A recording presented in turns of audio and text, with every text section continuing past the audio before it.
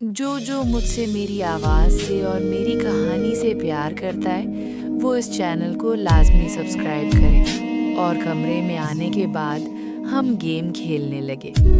इस दौरान मेरी सास मुझसे नाराज़ हो गई और मैं उनको मनाने लगा।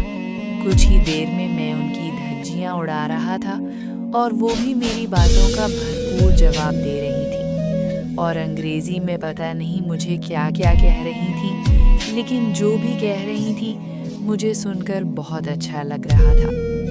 और जैसे ही मैंने उनको राज़ी किया तो वो बोली अब मुझे दूसरे तरीके से मनाओ और फिर बोली मैं तुमसे जो मर्जी कहूँ लेकिन तुम मेरी बात नहीं सुनना और मुझे मनाते रहना। और इसके साथ ही मैंने उनको दूसरे तरीके से राज़ी करना शुरू कर दिया। अभी मैंने उनको थोड़ा सा ही राज़ी किया था कि वो मुझे मारने लगी। मैं जानता था वो मुझसे बहुत नाराज़ है, इस वजह से वो मुझे मार रही है, लेकिन मैंने उनको राज़ी करना जारी रखा और काफ़ी देर के बाद मैंने उनको दूसरे तरीके से भी राज़ी कर लिया और उनके ऊपर ही गिर गया। इसके बाद वो उठकर चली गई और कुछ देर के बाद वो आई और मेरे साथ बैठकर बातें करने लगी।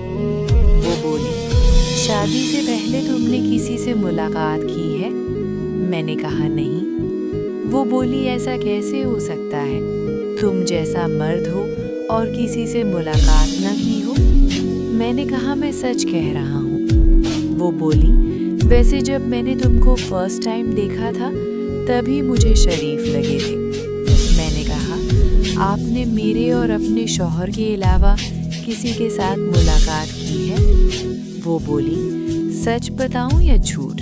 मैंने कहा सच।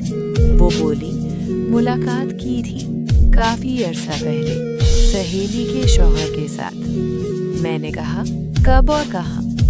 वो बोली मैं उसके घर गई थी, सहेली घर पर नहीं थी, उसका शौहर घर पर था। वो पहले भी मुझ पर लाइन मारता रहता था।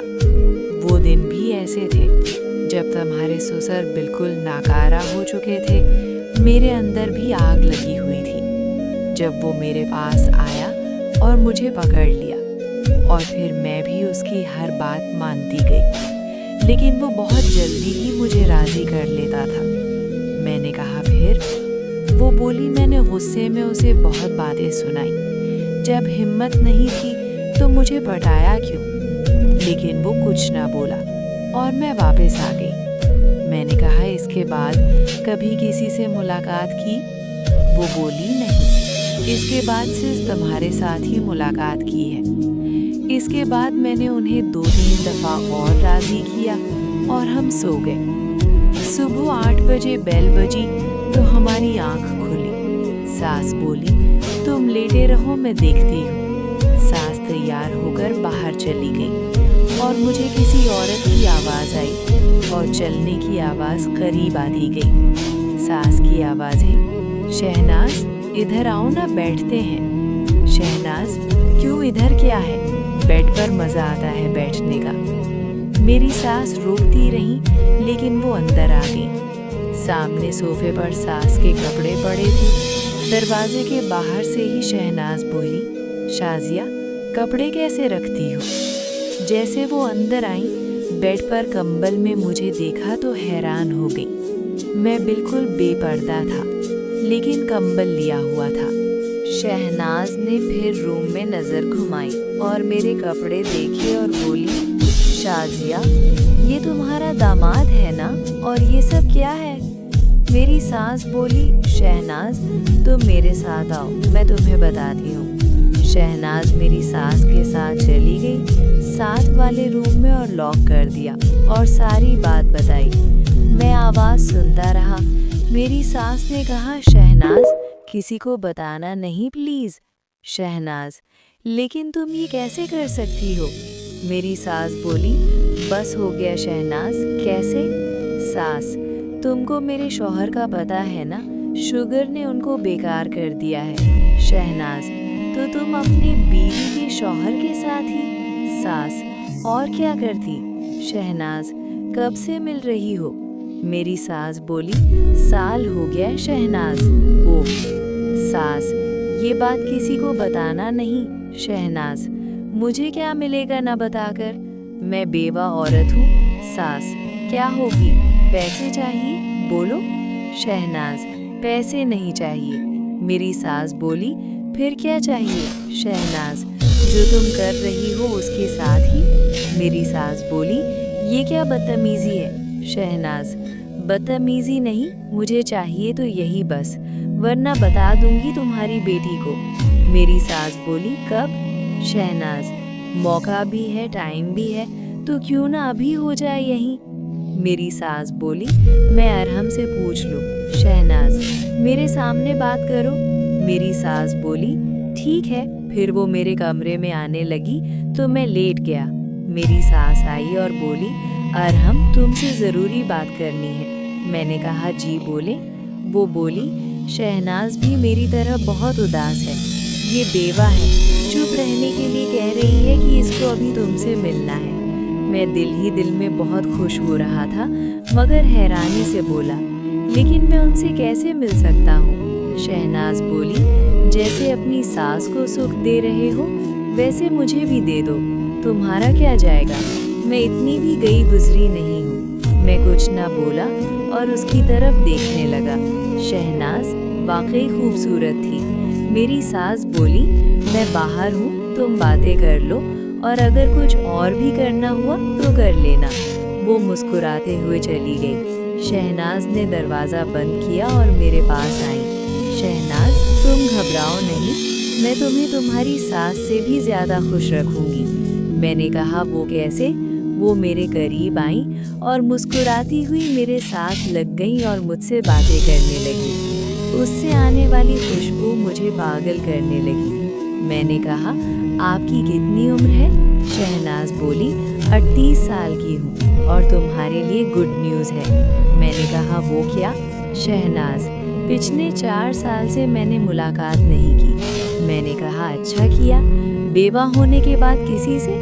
शहनाज बोली, मोहल्ले की एक लड़के से मिलती थी, लेकिन वो दुबई चला गया और किसी से नहीं मिली। मैं सोचने लगा, फिर तो आज सुबह नाश्ता बहुत ही अच्छा होगा। अगर तुमने मुझे राज़ी कर लिया तो वादा है कि सास के साथ तुम्हें भी राज़ी रखूंगा। और फिर मैंने उसको अपने साथ लगा लिया और बातें करने लगा, और फिर मैंने उसे धक्का देकर बेड पर लिटाया। वो मुझसे बहुत नाराज़ थी और फिर मैं उसे मनाने लगा। शुरू में तो वो राज़ी नहीं हो रही थी, फिर जैसे ही मैंने उसे मनाना शुरू किया तो वो भी खुश हो गई और फिर मैंने उसे राज़ी कर लिया।